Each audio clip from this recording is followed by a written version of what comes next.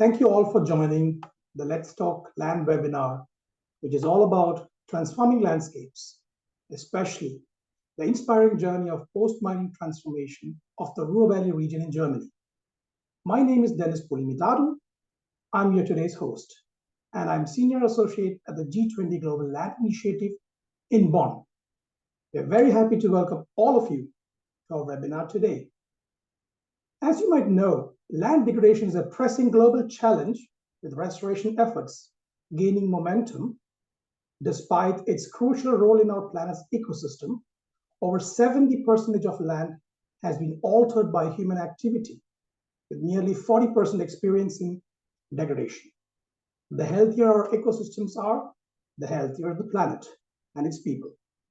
Today, we will look at how a mining region transformed and found new uses for the land. Germany's Ruhr Valley is a great example of this kind of successful change and smart land management. Now, let's welcome our moderator from the International Center for Sustainable and Just Transformation, the University of Witten-Herdecke in Germany, Dr. Sonja Knobbe, to guide us through the fascinating story of the Ruhr Valley transformation, together with our wonderful speakers. A quick note for all attendees, you will receive a certificate today immediately after this webinar. Sonja, the floor is yours. Thanks, Dennis, and hello also from my side. Greetings to everyone joining us from around the world. I can see that we are reaching some numbers already in the audience, so welcome. As Dennis said already, my name is Sonja Knobbe, and I will guide you through the program today. I am Strategic Manager at the International Center of Sustainable and Just Transformation, or in short, TRACE. The TRACE is located at the University of Witten-Herdecke, which is in the heart of the Ruhr Valley region we are dealing with today. We combine sustainability research at the university with our partners from the region in science and practice. Today, I'm very happy to be able to delve deeper into the conversation about the transformation of the Ruhr Valley region from Europe's largest coal mining area to a sustainable agglomeration, a green industrial region, a transformative knowledge region, you name it. This transformative journey started with the beginnings of Ruhr mining in the 18th century. And today, the Ruhr Valley is still the largest urban area in Germany with over 5 million inhabitants and the fifth largest agglomeration in the European Union. As you all know, today we also have the climate crisis, which poses new challenges after the coal crisis for our region that is still experiencing or still suffering from the first structural change.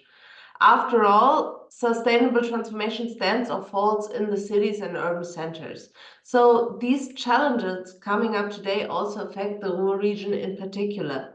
This means that there is a new transformation coming up or even has started before the old one is finished. I will now invite our two partners, Julia Haske and Jan Thiemann, to present their research on this topic. Both of them will give a short introduction of the work for in total about 40 minutes, which leaves us 20 minutes for discussion in the end. Please feel free to type down your questions in the Q&A chat box during the presentations already. We will then discuss them in the panel section after both talks. That said, it is my pleasure to introduce you to our distinguished speakers. We will start with Julia Haske. She's a political economist with a focus on East Asia and head of the research group Land Use and Transition at the Research Center for Post-Mining. This is also located in the heart of the Ruhr Valley in Bochum at the Georg Agricola University of Applied Sciences. She works on the political, social, economic, and legal conditions necessary for the transition of former mining areas into industrial sites. Today, she will introduce us to the development of coal in the Ruhr region. At the end of this outline is the beginning of post-mining, and she will tell us what this actually means. Remember to type in your questions in the Q&A section so that we can collect them for the discussion afterwards. Julia, the floor is yours. Thank you really much. Yeah, welcome also from my side. You already heard what the presentation today is about, and to not lose any of my 15 minutes, I would say we just dive in directly with the next slide, please, where we begin with a joint look at the diverse mining industry in Germany as a whole. So you can see here coal as well as oil, gas, and salt. And in general, there is mining in many places, and we have a lot of it. So, but this is just for the sake of completeness, because on the next slide, we see an overview of the hard coal and the lignite mining in Germany. And for today's presentation, I would like to concentrate specifically on the hard coal mining within the Ruhr Valley region. And I will now show you on the next slide why. So as you can see here, intensive hard coal mining was carried out in the Ruhr region for centuries in a very confined space with a dense population, we heard that. And hard coal mining here means underground mining. So in contrast to lignite, for example, where we have open cast mining, that's important to know. And today we no longer have active hard coal mining in the Ruhr region. But what we have is we can look back on centuries of traditions that are still with us today. So the Ruhr region is very exemplary for intensive industry, for industrial culture, and you can't really get past the pit frames in the Ruhr region. So you can see this slightly from this undulating structure here in the picture where the coal seams ran. And the coal just leaves a mark behind that needs to be taken care of. Because whenever we have mining, we also have consequences. And therefore, we are already in the so-called post-mining phase in Germany. But I will explain to you in a few moments what that exactly means. First of all, it's important to know we no longer have active hard coal mining, and this is exactly what we want to talk about today together. And first, we will take a very brief look at the development of hard coal mining in the Ruhr region on the next slide. And please keep in mind that this is a very, very short summarized overview of highlighted events throughout hard coal mining, because going through the whole history would take us a separate webinar today, and we don't have that time. So just keep that in mind, and maybe also keep that picture for yourself in mind with the upswing and the downfall. Because in the 13th century, coal was already being mined in numerous places in the southern part of today's Ruhr region, and it was usually in simple pits. Initially, the farmers mined coal here primarily for their own use, so coal was mined as far as agricultural activities allowed it. And later on in the 17th century, mining of coal began in the form of adit mining. And in the next slide, please, by 1804, there were already approximately 229 mines in the Ruhr region, with a total annual output of around about 380,000 tons of coal. So the Ruhr mining industry experienced a further upswing with the introduction then of steam power for dewatering, which we will see on the next slide. In 1809, the so-called, you can also see it here written on the slide, Vereinigte Selzer- und Neuack colliery in Essen, hard name, was the first to use a steam engine for coal extraction. So the first coking plant was also built at this colliery in 1816.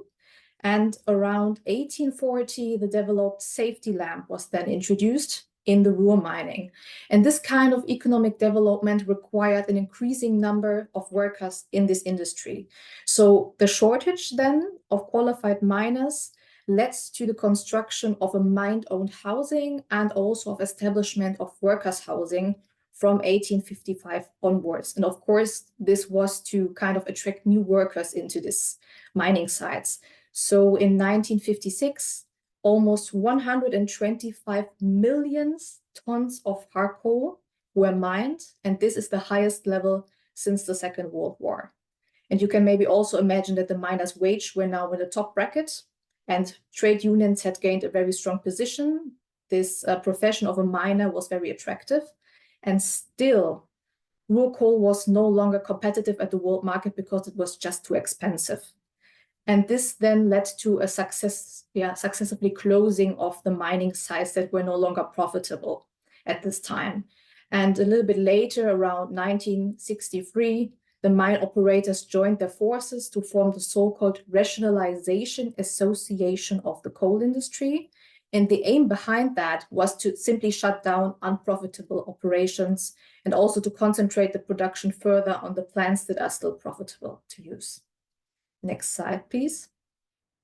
So at the beginning then of February 2007, a little bit later, the coalition governments of the federal government, the states of North Rhine-Westphalia and the Saarland, the RAG, as the consolidating company for German hard coal mining and also trade union, agreed in a key issue paper to discontinue subsidies for the German hard coal mining industry by the end of 2018. So RAG is nowadays still in place actually, but it evolved over the time because it has some duties to fulfill in terms of operator responsibility, as we are now officially in the post-mining phase. I mentioned that. And just give me a moment to explain what that means in the next slide. So what is post-mining? Post-mining is simply related to everything that is following the end of active mining, and it takes care of diverse consequences that follow with it. So I will show you now a little bit more in detail, but not too much due to time, what that means. So on the next slide, you can see these are the main research focuses that we have at the Research Center of Post-Mining, and I will now go into a little bit more detail. So next slide shows you our first focus, so perpetual tasks and mine water management. And then on the next slide, you can see that here we try through our investigations to establish somehow a comprehensive understanding of the hydrological system of one-time mining environments to facilitate the sustainable management of mine water, but also groundwater and surface waters. And the knowledge and the experiences we try to gain here in relation to the coal mining industry can then, of course, also be transferred to other mining sectors as well. And on the next slide, you can see I mentioned the perpetual tasks, and you may ask yourself, okay, what does that even mean? And these tasks concern the technical tasks that occupy us over an indefinite period of time. This is why we call them perpetual. So they include everything related to the resource of water, mine water management, the constant pumping of surface water, also called poldering, and the groundwater purification at specifically designated locations. And all of these continuously performed processes are focused on water. And here, the RAG that I just mentioned comes back into business, because in Germany, you cannot just leave a mining site behind. This won't work out. You have a kind of operator responsibility to take care of the site you are responsible for in a certain degree. And this is stated in the mining law. So therefore, you have now the RAG Foundation, who, for example, is financing the costs for all of this resource-related water. For example, the how to say it the best, the pumping of the mine water, and this for the 3 regions of the Ruhr, the Saarland, and the Ibbenbüren. And this is very expensive, so it costs them up to many millions every year. And then on the other side, you have the RAG AG, who is practically doing it for them. So this is still taking place and also very important to know. And then secondly, we have the geomonitoring and post-mining, and explanation is followed on the next slide, where we ask ourselves, okay, how can we observe the legacies of mining? So for example, we try to develop technical systems here and modern methods that are at least perfectly tailored for monitoring post-mining activities. So we try to collect and combine a diverse range of geo-information and use this as a basis for developing 3D models. And this technique can also be used to detect, for example, methane gas emissions near surface cavities, ground movements, or overall changes in the environment. Thirdly, we have the material sciences and the preservation of the industrial heritage. And here on the next slide, we try to investigate the aging processes of metals and also synthetic materials, and then apply these findings to the preservation of industrial culture. So by including abandoned collieries, coking plants, blast furnaces, everything from a very wide variety of different materials and combinations of different substances. So the material states are assessed by recording the environmental influences and then try to develop new investigation techniques for it. And last but not least, we have the land use and the transition.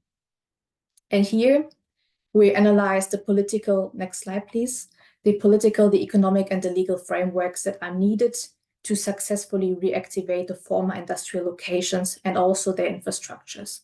And in doing so, we try to consider the regional but also the municipal objectives as well as to involve the general public into it. Because in this way, we create the foundations for establishing new residential districts, business parks, recreational areas, or just renewable energy facilities. And these activities are specifically directed towards organizations and also associations concerned with the issue of structural change, including cities, municipalities, public authorities, and also the EU, of course. And this experience you can use to benefit other countries facing similar tasks in the future as well. So this is also an important point. And then next we go on with an example, because I would like to show you an aspect of land use development for a former mining site in the Ruhr region. And today the site is known as the Mark 51.2, but originally in 1736, it was the Dannenbaum mining site in Bochum. And around 1910, the Dannenbaum colliery reached its highest annual output with more than 700,000 tons of hard coal and around 3,000 people who worked at the mine at this time. But in the following years, the yields fall and the number of the employees halves. And during the coal crisis, I just talked about that a little bit earlier, during the 1950s, the colliery became unprofitable and was therefore closed. On the next slide, the city tried to redevelop the site and also found a buyer for it, which was the Adam Opel. Earlier, it was part of the General Motors, and they bought the site in 1960. They had their peak in the year of 1992, with around 20,000 people working in the plants there. And still, the increasing automation of the industry was a problem there. The globalized car market was costing jobs. And in the end, around 3,500 people were still working there when the plant was finally closed at the end of 2014. So following the closure, the approximately 70-hectare site was to be reactivated and developed into a location for science, commerce, and industry. And here you can see in the years coming up where the different companies were settling down there. And by 2022, almost 44 hectares of this marketable space there on the former Opel site was marketed. So only 4% of the area is still available. That means 1,600 jobs have already been created. And if the investment commitments made so far are really kept in reality, up to 10,000 jobs will be created in the coming years. And that would be at least 3 times more than at Opel. And next, we can say about this site, Mark 51.7, that the involvement of stakeholders here, but also the support of the state itself and the willingness to act led to the rapid development progress and is already considered as a very good reference project for a successful integrated urban development. So also this new name it got gives the development area close to the city center in Bochum, but also close to universities, a new identity, and it tries, of course, to aim at the international recognition value. And the last slide shows you that here again, you can see the newly created jobs as a result of the reactivation, also the settlement of the new companies from science, services, industry of the future. And this successful example shows how space development can work. And Mark 51.7 has not yet reached the end of its development. This is also very important to notice. There is more to come. And I just hope that this short example in this short time of reactivation has helped you to understand a little bit more how these processes work. So duration, starting conditions, effort, and much more. And with that, we're finished. Thank you very much. If you have questions that we cannot discuss today, just write me a mail. On the next slide, you can see my mail address as well. And thank you. Thank you, Julia. That was completely on time. Thank you. And also for the great talk. We are directly going to our next speaker, which is Jan Thiemann. Jan holds a degree in geography and is hub manager for city management and neighborhood development at the Duisburg Business and Innovation, the economic development company of the city of Duisburg. Jan is also working for the German Institute for Urban Transformation at the EBZ Business School in Bochum, like also again in the heart of the Ruhr Valley. And he's dealing with the topics of the transformation of urban areas and innovative neighborhood development. Today, Jan will provide us with human geographical insights into a successful strategy of repurposing industrial areas. As an example, he uses the revitalization of brownfields, which is former industrial areas in the city of Duisburg. Here as well, type all of your questions into the Q&A section as soon as they pop up. I've seen already there's some questions already, so keep writing them into the section. We're collecting them for our panel session afterwards. So Jan, the floor is yours. Thank you. Yes, thank you very much. Thank you very much to Sonja and to Julia. Good day from my side, from a little bit more west than Julia and Sonja. I located in Duisburg. Yes, as you all heard, post-mining transformation is a very important topic for a Ruhr area, and it plays an important role for economic development in the region in the last 40 years. As you know, it is Germany's biggest city with 5 million inhabitants. You have a high density of living and housing, so the resource land is scarce. And that is why I wanted to show you how important brownfield reactivations from post-mining, but also from steel industry is important for economic development of the region. Next, please. Yes, next, please. And next, please. Yeah, as you can see, the retreat of mining and the mining industry has freed up large areas of wasteland in the rural region since the 1980s. Since 1980, approximately 5,000 hectares of brownfield sites have been developed until 2022. Around 50% of these are already used for commercial or industrial purpose. These areas, 50% of these areas were former coal mines, has been a very crucial success factor for the structural change in the rural region in the recent decades. Many of them were developed by the Rural Land Reserve Fund, which public subsidies, because brownfield development is often unprofitable. Next, please. Yeah, here you can see a map where you can find brownfield developments in the rural region, and if you compare it to the map that Julia shows, you can find a similar development. As I said, 50% are former coal mines, and 50% are still used for or are remarketed to industry, to commercial use. The rest is housing and also leisure and green, which is very important for the transformation of the rural region in the last years. Next, please. Yes, next, please.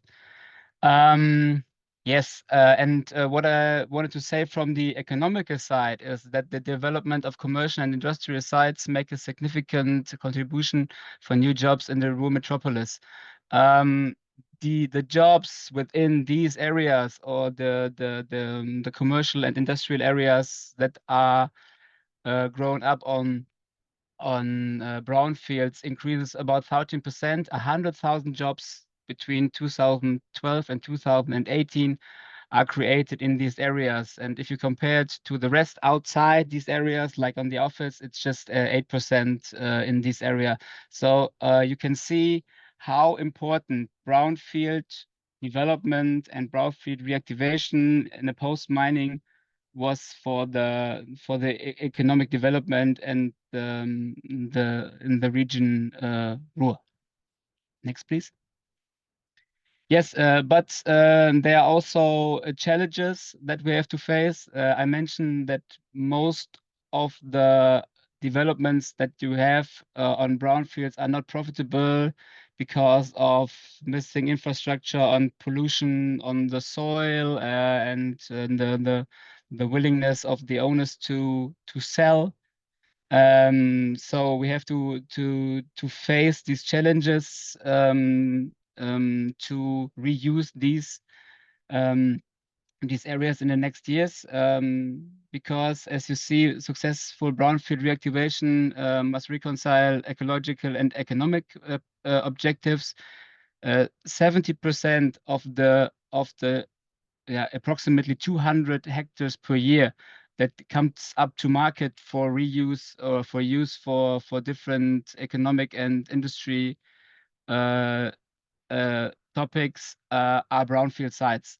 And this number was increasing between 2016 and 2019.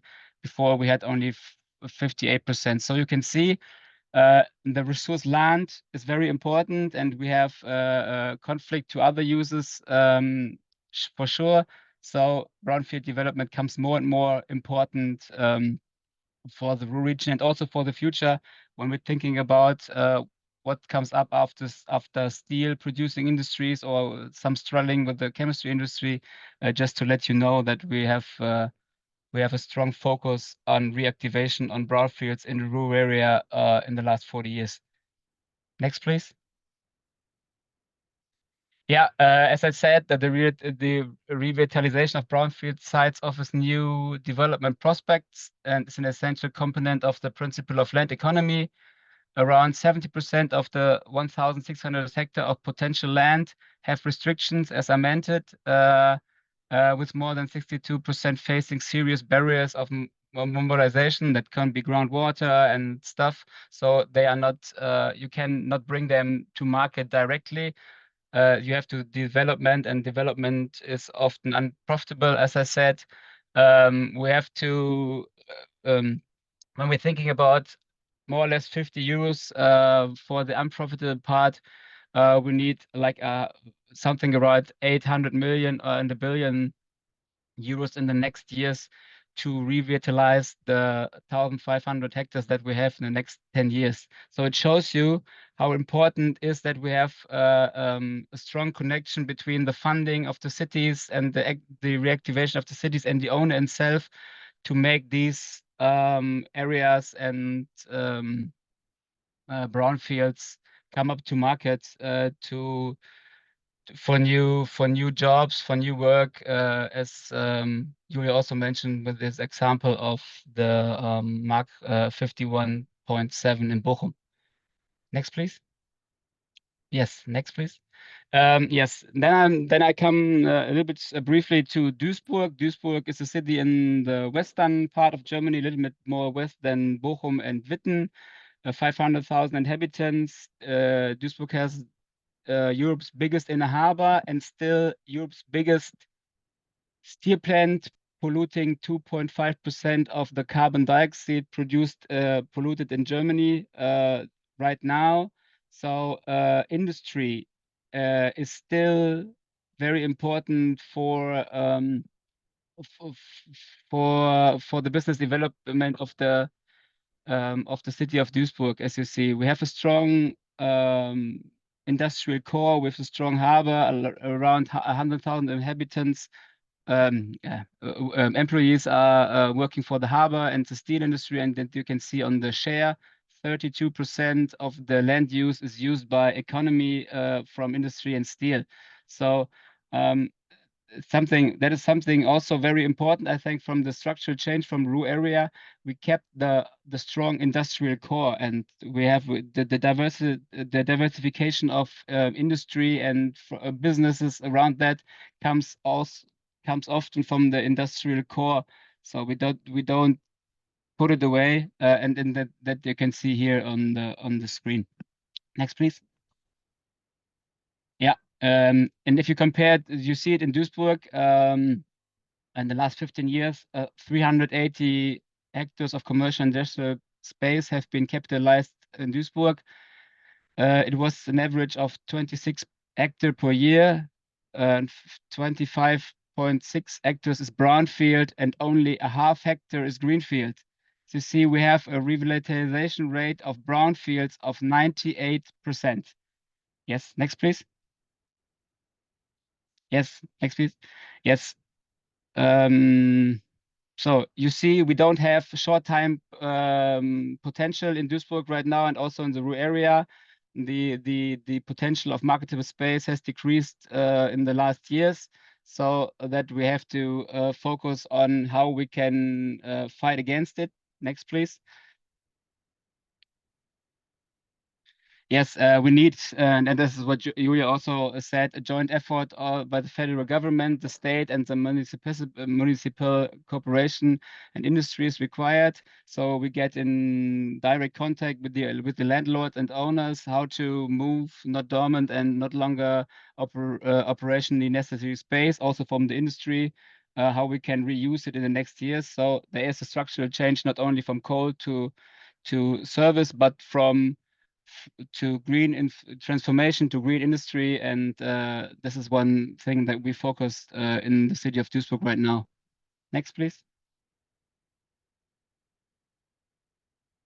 Yeah, and new funding is needed. So if we talk about solution and strategies, new funding is needed to eliminate contaminated sites or missing development, but also to acquire land through the municipalities.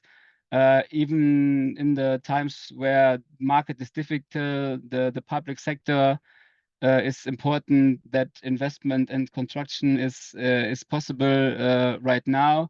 So as I said, there was a land fund for 40 years in Germany and in the Ruhr region. So we need something like this again that revolves, that we can buy areas and we can develop land, and then we can bring into market, and from that we can buy different new areas to develop then again. Next, please, because someone said I only had 3 minutes. Yes, support of forward-looking land acquisitions in general through instruments to avoid land speculation and limit development costs. As I said, you have to speed up the process for funding by synchronizing parallel application procedures. Yes, next, please. Yeah, and then you can, yes, next, please. Yes, and just one more use case in Germany, if you want to see it.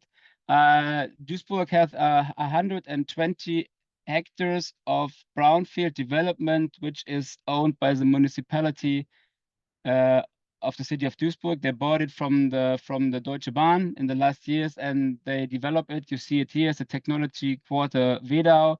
At the north, it's the 6Cs Wedau. It's a housing area about 60 hectares, and on the north, right next to the Duisburg main stations, we have the Duisburg Dunes, which is a mixed quarter.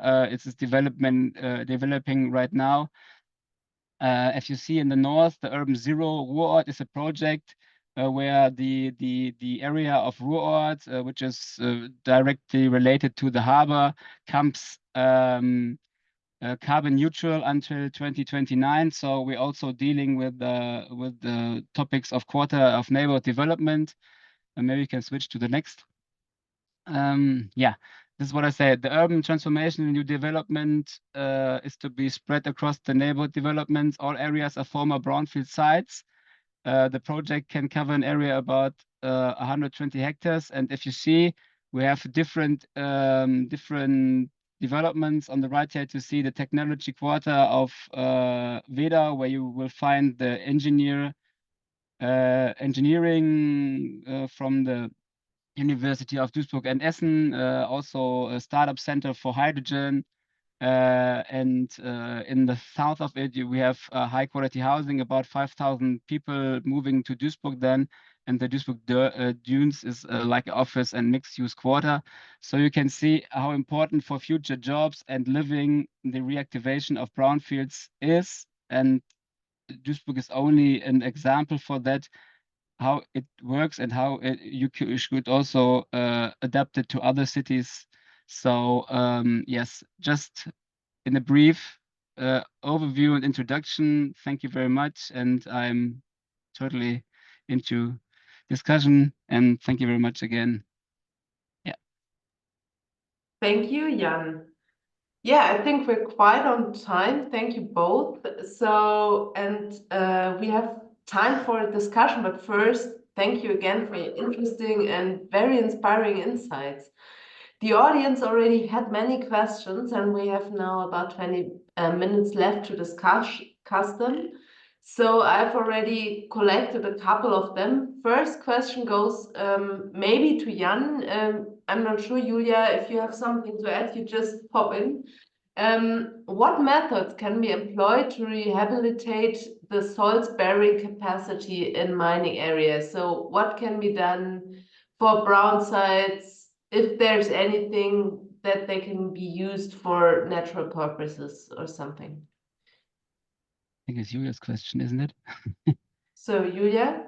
Yeah, it always depends also on what you want to do with that site, of course. So for example, if we take also a heap and you want to install wind power on it, you of course have to check the geotechnical requirements first and make sure the heap gets a treatment so that you actually can install. But I would say that this is more a question for a real mining engineer, because he can tell you specifically what you have to do for an actual treatment. So I cannot tell you this. But of course, my colleagues could. So if you're interested in more specific details, just mail me. And I can also just put maybe my mail address in the chat again for you all. And then you can just type it to me and we will find an answer for you. Great, thank you. There's again a question for both of you. So it's coming to the international part, international comparability. Do we have any area or country-specific executions, SOP, standard operating procedures, which you work with for the Ruhr Valley, which might be different in other countries? Yeah, for sure. We have the German Mining Act, and this is, how to say, for whole Germany. This German Mining Act is binding, legally binding, and there it also states the operator responsibility that I also talked about in my presentation. So you kind of have a guideline. If you're operator of a mining site, what do you have to do as long as the mine is in your responsibility, to say it quickly. And I'm pretty sure it's different for other countries, because you may know Germany is very specific when it comes to law and regulations. We love that. That's very true. Thank you. Another question again about international corporations. I mean, the audience here is international, so obviously the questions are going in that direction. Jan, is there internationally, do you know about similar efforts as in Duisburg worldwide? So more specific, are there any redevelopment of post-mining areas in the developing nations? And if not, how best can this be done in the developing world? Do you have any ideas? Maybe you work already with similar organizations economically in other countries? Now, our focus is has been the cooperation with UK or the US right now, where you also have monostructural industry, and they develop like from to docklands like Liverpool and Manchester or the city of Sheffield. This is more the focus there where we are looking at, because it's hard to compare right now. So right now we are more on the focus of Europe and the developed country, and on innovation we also been very highly addicted and working together with Israel, but not right now with Africa or something in the south of the world right now. Okay, thank you. Julia, this is a question specifically for you. Can the strategies advocated by you be adapted for the restoration of hydrocarbon-affected sites?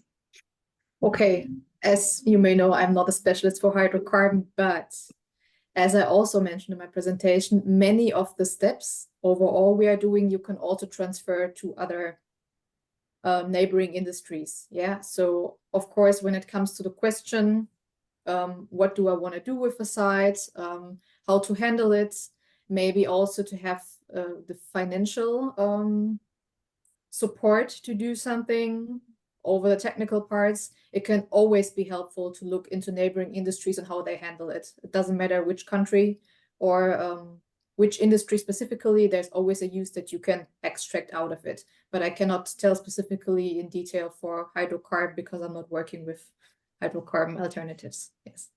Okay, thank you. Jan, you mentioned that brownfield development is often unprofitable and it needs to be publicly subsidized. What has been the role and responsibility of mining companies in the closure process so that the state doesn't have to subsidize it from public funds? Yes, we have.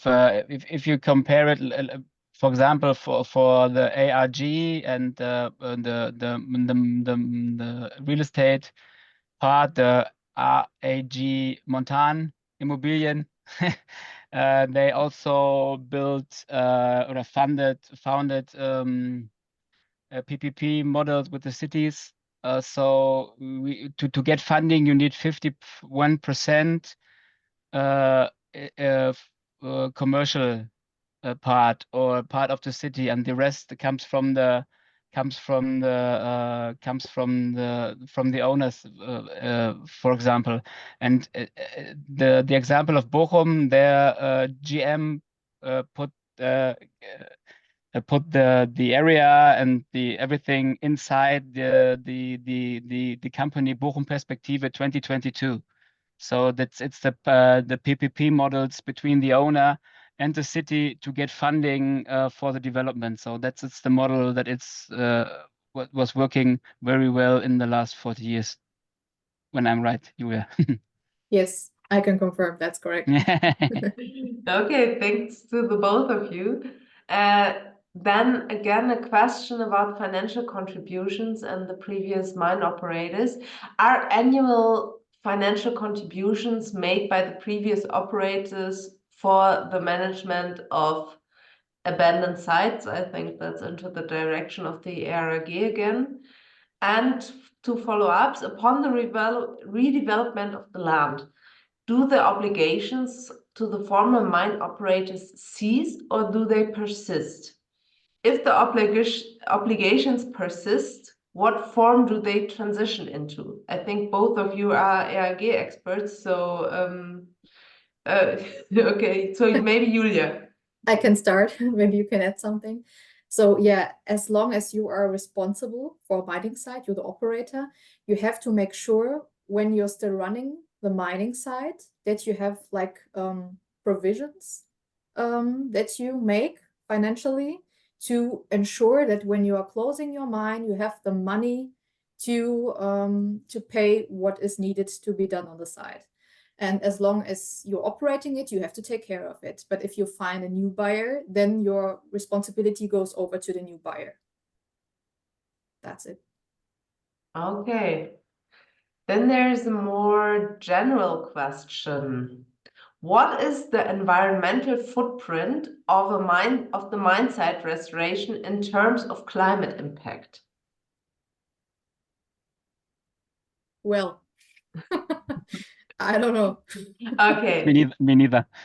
Maybe a quick comment from my side. In Duisburg as Jan already said, there's the Urban Zero project, which is about environmental neutrality in Duisburg. And they calculated their environmental footprint, which is even wider than the climate footprint.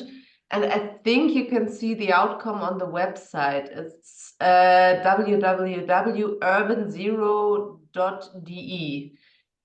I'm not sure whether they have an English site, but I would try it out. It's one of the first calculations of this sort. So we have the numbers somewhere, but in our heads. Maybe can find some more information on that, because I know the guy who is responsible for that, Dr. Dirk Gratzel, is the first person said he's living not environmental neutral. That is one step higher than carbon neutral, and this is what Haniel, a big company from Duisburg, is trying to do with these neighborhoods, Ruhrort, and maybe can give you some information after that and send you something of that, because it's very, very interesting how a quarter is developed, is not rebuilt, but yeah, maybe something on that. Definitely, maybe you can put your email into the chat as well, that people, if they're interested into the project, can ask you after. What's the next question? I think it's again an ARG question. How long does the mining companies have to be engaged in the post-mining restoration? Julia? Okay. Yeah, I would say that fits very good to the answer before, that as long as you're officially operating the site, you're responsible. If you find someone to buy it from you, you're good. Okay, so this can be quite a while then. Yes, definitely. For some sites, that's definitely true. Yeah. Okay. Next question. The costs that you present are high. Can you make a comment on the funding mechanisms that you have in place to deal with the brownfield projects? How is the land fund funded? It was funded. It is the state of North Rhine-Westphalia funded the Grundstücksfonds Ruhr with 500,000 D-Mark. It was the beginning at 1979, 250,000 euros, and with this cost, they started to buy in trust for the communities and sell it, and from the profit they can sell it by other areas and develop them. So it comes to like 2 billion euros that was put inside this fund, and they have a profit like about 400 million, and all the like 2,000 hectares they were developed or developed in trust by this fund are developed right now. So there's nothing left, just a little space left. So yeah, like it's a revolving system, but this fund was part of the action program for the Ruhr area in the 1979 due to the structural change, which was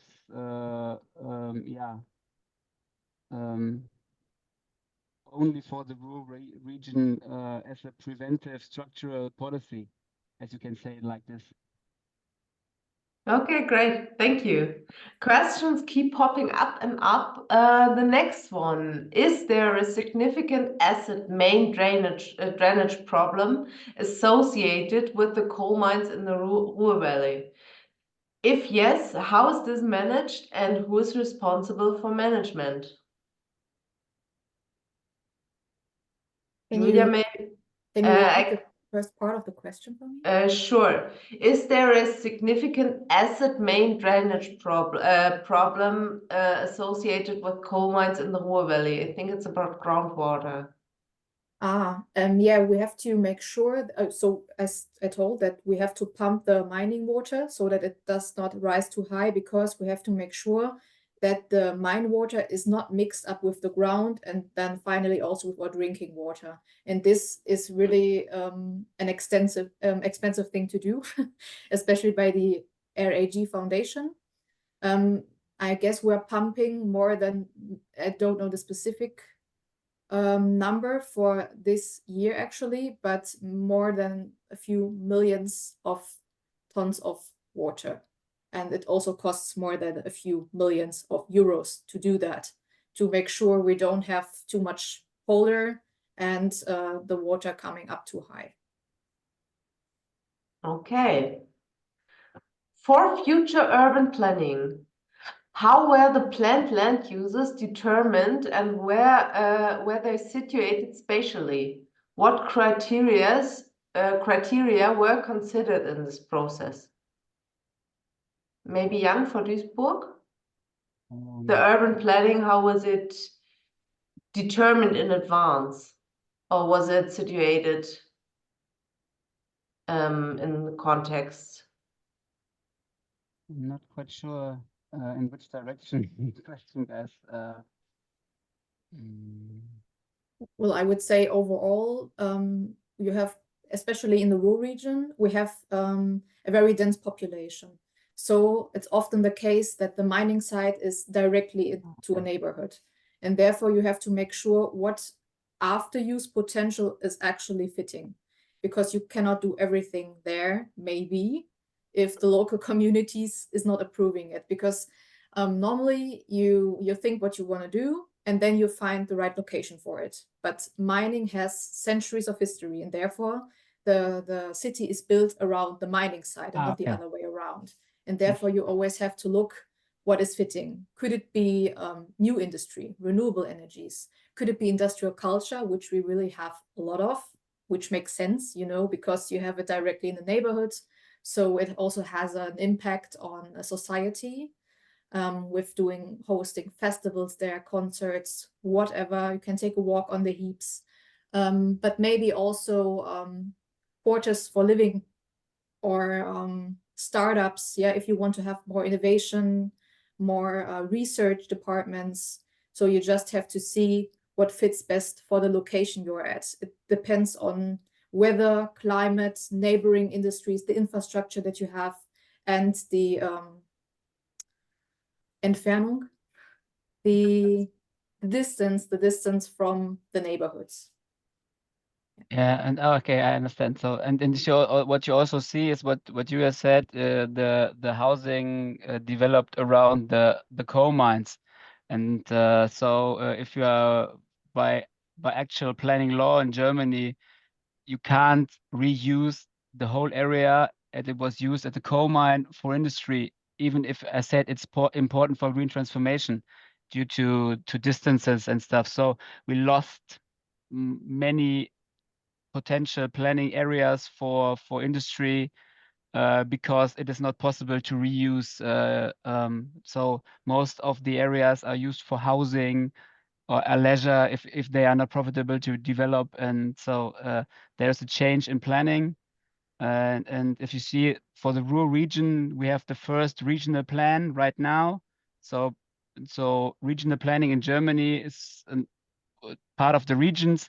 In Germany, the Ruhr area is not a real region on the technical side, but you have these we have a regional plan to develop the whole area on the planning level. So that is the first time that we have it after 1929. The Siedlungsverband Ruhr-Kohlenbezirk. I don't know how to translate it in English, but I haven't tried. Yeah, and I can. Oh, yeah. Sorry. No, go ahead, Julia. I can also add that we also have some mining sites where it's, as Jan said, only making sense to use parts of it because the soil is just not treated enough to, for example, do housing on there. Yes. That wouldn't be safe enough. So you just have this kind of land no one wants to use, and maybe also just doesn't look that nice. But next to it, you then have the housing where once the mine was, the mining site, not the mining actually, because that would not work out. So you have to keep that in mind, yeah. Okay.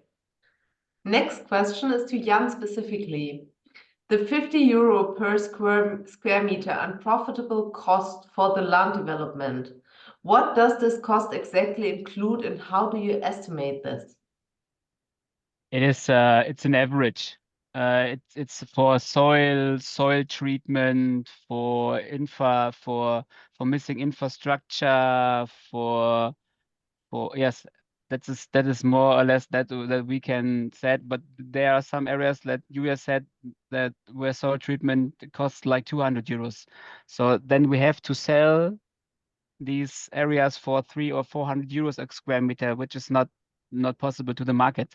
And that is the funding mechanism. And we said the non-profitable part, this is what the Grundstücksfonds Ruhr said more or less. It's 50 euros between the costs you have to invest and the potential profit you get from bringing it to the market. Okay, thank you. Here's a question to the methods, remediation methods again, to Julia, I suppose. How frequently are passive remediation techniques utilized in these sites compared to active methods like groundwater treatment plants? Oh, I'm sorry, but I'm not an expert for that, so I cannot really say something about that point. Okay, so if the person who asked this question is interested, you might be able to forward it to your colleagues. So if you want to write her a mail, that would be great. Yeah, my colleagues are more competent than me, so do so. I don't think they're more competent, but maybe in that more specialized, yeah. engineering thing. Well, the next question set is probably for Jan. Do funds raised from redevelopment go into a revolving fund to be used to develop other areas? If yes, how is that managed effectively? Yeah, this is what I'm saying. That is, we need something like this. We need a fund which is acting and revolving like this, that communities or the public sector is able to buy, to develop, to sell, and to put it inside these revolving funds and to develop other areas. That is a mechanism that we don't have right now until the end of the land use fund of the land of North Rhine-Westphalia.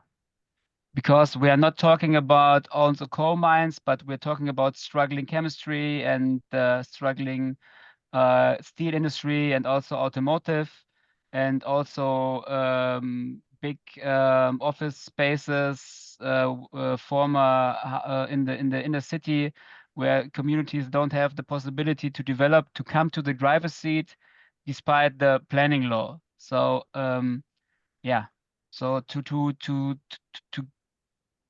come to the steering wheel in for the communities, it is impossible to get potential funding, not to react, but to act before yeah, areas are not used any longer. Okay, great. I think you answered directly 2 follow-ups to this. So there's time for one last question. That's an economic question. Is there a calculated time frame for the return on investment, taking into account social, economic, and environmental factors? How does this change that there is government funding versus no government funding? That's a very, very general question. I could answer. Sorry. Okay, then another last one. So for Julia, can you elaborate on the impact of the coal mines on the hydroecological scenario, which is surface water, underground water on the Ruhr region? Also on the nature of the water quality. I think that's more than an engineer's question again. But that doesn't matter because we're out of time anyway. We only have a few minutes left. So unfortunately, I have to close the session now. And once again, thank you, Jan and Julia, for making yourself available to speak with us, and to our audience for joining us. And last but not least, to the behind the scene team who made this event possible. I would hand over to Dennis now for the very last words. Thank you. Thank you, Sonia, and a big thank you to all the listeners. I'm sure the Ruhr Valley story showcases the transformative potential of rehabilitating former mining regions. It's a great example, I guess, of restoring land, involving communities as well as civil society in finding new ways to use the restored land. We'll be happy to answer your questions via emails. Please keep an eye on our social media platforms for more updates on diverse land restoration topics. Looking forward to seeing you again soon. Bye for now.